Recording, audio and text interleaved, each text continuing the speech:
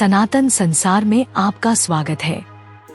भारत के प्राचीन वैदिक ग्रंथों में विज्ञान, प्रौद्योगिकी, चिकित्सा और ब्रह्मांड विज्ञान के विभिन्न क्षेत्रों का ज्ञान समाहित है। समकालीन विज्ञान के विपरीत ये विचार आध्यात्मिक ज्ञान और सार्वभौमिक चेतना की समझ के साथ जुड़े हुए थे।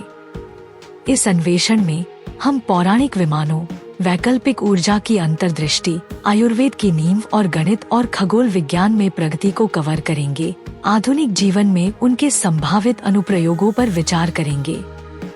क्या आप जानते हैं कि अल्फा टब नामक एक मंच और एक उत्पाद है जो आपके बच्चे को कम उम्र में ज्ञान और शब्दावली के बारे में बहुत कुछ सीखने में मदद करता है। अंत में एक आश्चर्य के लिए बने रहें। विमान, उड़ने वाली मशीनें। विमान शब्द अक्सर ऋग्वेद, महाभारत और रामायण सहित प्राचीन संस्कृत ग्रंथों में दिखाई देता है, जो देवताओं और नायकों द्वारा उपयोग की जाने वाली उड़ने वाली मशीनों को संदर्भित करता है।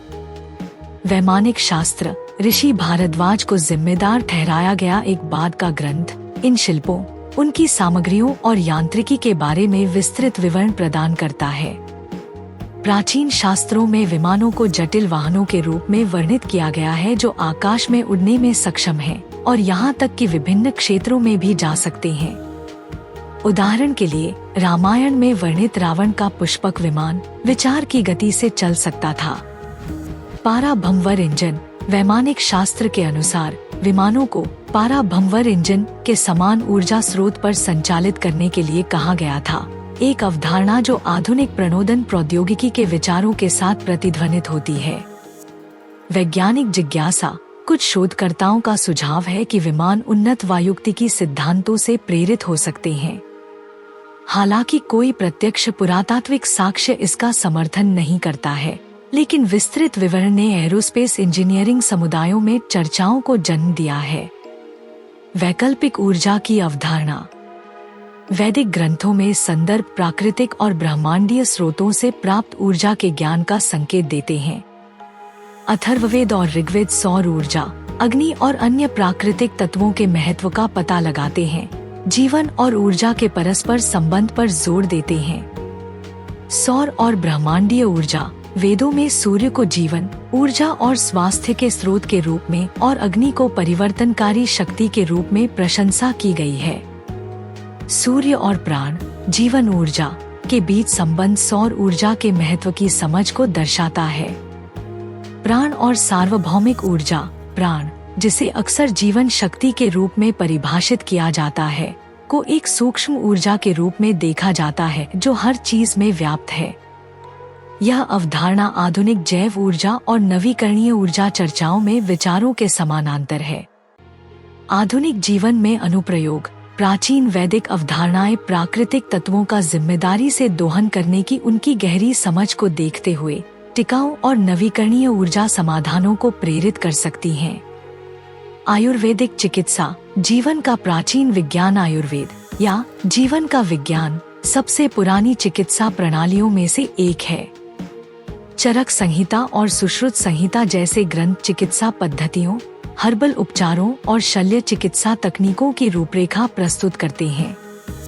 चरक संहिता आंतरिक चिकित्सा के लिए आधारभूत ग्रंथ माने जाने वाले चरक संहिता में 3 दोषों वात, पित्त, कफ के संतुलन का वर्णन किया गया है और निवारक स्वास्थ्य सेवा पर जोर दिया गया है।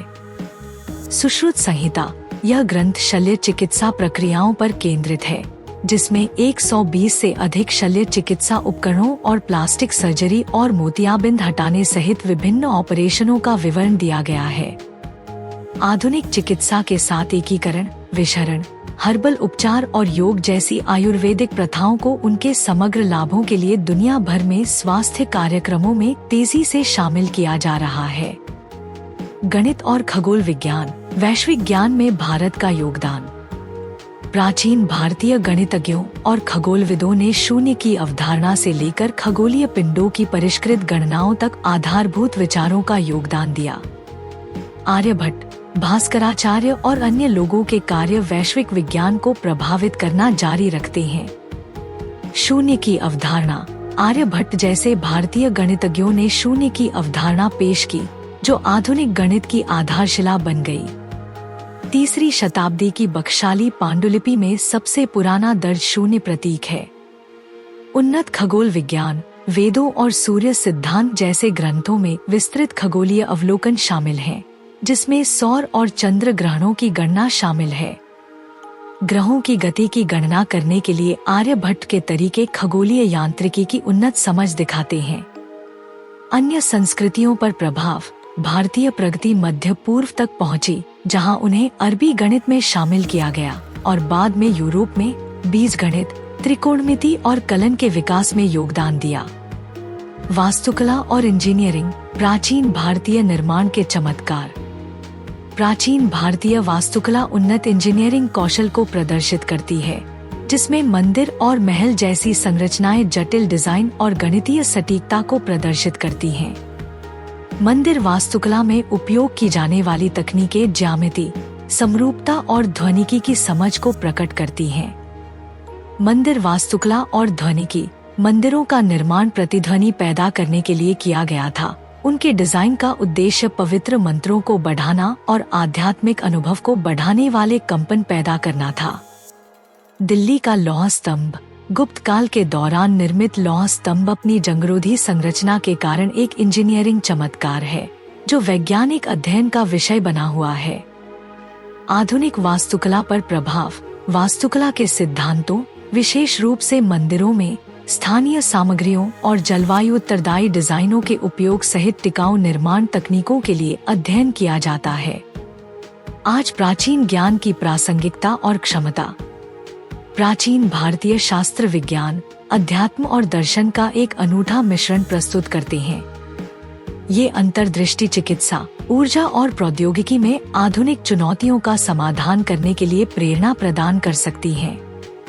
जैसे जैसे अधिक लोग वैदिक ज्ञान की गहराई को पहचानते हैं, वैश्विक विज्ञान में भारत के ऐतिहासिक योगदान का सम्मान करते हुए इन शिक्षाओं को समकालीन प्रथाओं में एकीकृत करने की क्षमता है। मुझे अल्फाटब क्यों पसंद है? अल्फाटब छोटे बच्चों को कम उम्र में ही सनातन मूल्यों, ज्ञान और शब्दावली से परिचित कराने के दिलचस्प तरीके प्रदान करता है। अल्फाटब बच्चों की शिक्षा के लिए एक अनूठी अवधारणा के साथ एक शब्दावली किट भी है। यह स्कूलों में भी एक बेहतरीन किट के रूप में काम कर सकता है। माता पिता अल्फाटब मोबाइल ऐप का उपयोग करके बहुत सारे टब शीट और टब कार्ड बना सकते हैं और अल्फाटब का उपयोग करके मजेदार गेम के माध्यम से अपने बच्चों के साथ जुड़ सकते हैं। मैंने अल्फाटब ऐप का उपयोग किया है और वीडियो में दिखाए अनुसार टब कार्ड बनाए हैं।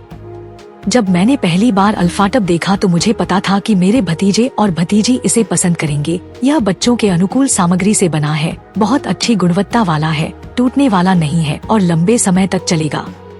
मेरे प्रोमो कोड सनातन से 20% छूट प्राप्त करें। लिंक विवरण में है। यह हमारा सौभाग्य है कि हम अपने सनातन धर्म के ऐसे अद्भुत ज्ञान को फैलाने में सक्षम हैं।